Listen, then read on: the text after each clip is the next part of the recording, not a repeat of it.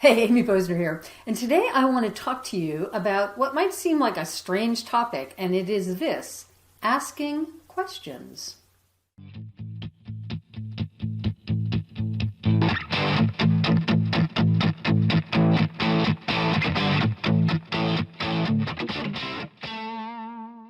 So I was listening to an episode of Brené Brown's podcast on leadership this past weekend, and she was talking about the leaders who are not afraid to ask the questions. And she gave an example of being in a really intense meeting.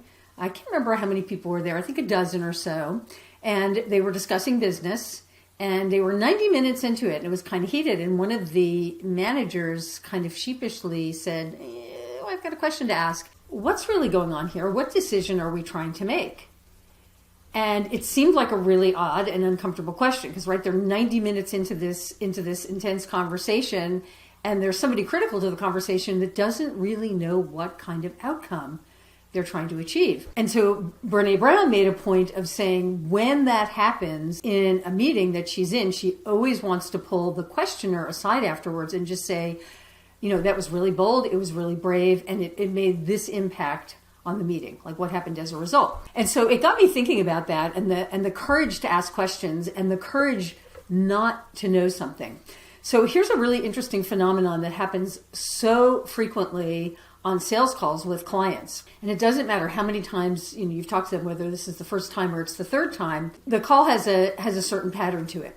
And it's really about problems and solutions, right? So when a client comes to you, they've got a problem they want to solve, whatever that problem is. And if you have a good working solution, you may be the right person to solve that challenge for them. But here's the thing, as you're discussing it, the client will be saying all kinds of things, maybe using lingo, throwing words around, and even not things that are industry specific or specific to their business. I'll use an example out of my own business because I used to write a lot of lead generation funnels. And so someone might come to me and they'd be like, well, we need more leads. And I'll ask them, well, what are you doing currently? And what's worked in the past? And what's working now or what isn't working now? And, they'll tell me all about what's going on. And very often they've got this idea that they want a funnel or a different kind of funnel because they've been studying somebody out there in the world who is doing this in the wild and doing it well. And so they'll say, well, I want to do it this way, and I'm going to run this many ads, and then I'm going to send this to my list, and then I want to do this and I want to do that, and so I need this asset and that asset. And sometimes as they're talking, I'm thinking, I'm not sure that this makes sense. Or I may be thinking even further, I'm not sure I understand what they mean. And when you get that disconnect, I think the natural tendency is to think that there's something wrong with you, that you don't understand. But in reality, it's more likely a communication issue, or that the person explaining it doesn't necessarily understand what it is that they're explaining or what they're discussing. But the problem is when you're newer as a business owner, you're not sure. Am I supposed to ask questions? Will I look stupid if I ask this question? Will, they think less of me? And what it turns out is the more questions you ask, not only the more intelligent do you look, but the more involved, interested, and caring you look as well. And so sometimes it's really important to just say, hey, hold on. Can we just rewind for a second? This feels a little awkward, but I'm not really sure that we're talking about the same thing. So let me clarify. When you say, X, Y, and Z, do you mean, A, B, and C? And that's what I'm understanding. And sometimes it'll be like, oh yeah, that's exactly what I'm talking about. So it'll be like, oh, no. Actually, what I'm talking about is when we do this, when we do this, when we do that. And if you don't ask the questions, they're not going to hire you because they're going to think A, you're uninterested, or B, you don't know how to dig deep. Because they may even know what they're telling you is something that you shouldn't understand right off the bat, and that you're going to have to probe and define and refine things a little more closely in order to understand. So the first takeaway is ask questions. There really are no stupid questions. I guess you could look stupid if if you're not paying attention, you say, well, what business are you in again? Or what do you do again? Those are stupid questions. But, how does this work? Or how have you done it before? How do you see this? Or can we back up? Because I'm not sure that I understand exactly. Those are all legitimate. They're all valid. And they're all really important because you know what can happen sometimes, and this has happened to me.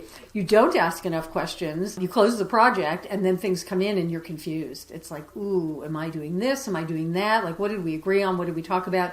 So it's just better to be crystal clear. Ask as many questions as you need to ask to get the information information that you need to get in order to do the project, to do the project well. I mean, this happened to me just today, in fact, on a project that I am finishing up for a client. And I wrote a series of ads, a pretty extensive series of ads. And he came back to me and he had a couple of questions and he said, this is how I'm seeing it. And so I've made up a spreadsheet. Well, he sends me the spreadsheet. And when I can finally get the spreadsheet open, I don't get it. It's like, what am I looking at? And I thought, I had that initial thought of like, oh, should I know this? Is this like something in common use? But I thought, no, I don't think that it is. And I don't know what it is. And so I am going to come back to the client and say, hey, you know what? Thank you for doing this, but I don't know what I'm looking at. And sure enough, he made a 3-minute video that he sent back to me explaining what he had in mind. And it's a really good thing I asked because the whole thing was in shorthand. And I suspect that he probably sent it over to me thinking, well, we'll see what questions she comes back with. But I did have that moment of awkwardness. And I could imagine if I wasn't as seasoned as I am, I could go a long time like not wanting to ask and feeling awkward and feeling worried and making a mess of the whole thing. So I want to encourage you to ask questions. Don't worry about how you look or what it looks like or don't know. Find out, dig down, drill deep. And what you'll find is a couple of things. A, you'll get much more information and you'll have a much better sense of whether this is a project you want to take on.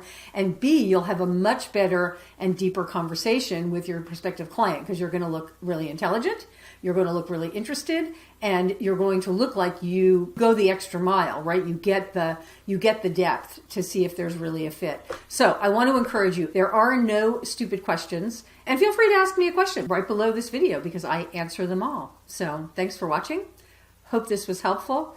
Ask as many questions as you possibly can. And if you want to be notified when these episodes drop, click the bell and you will find out. Thanks for watching. Bye for now.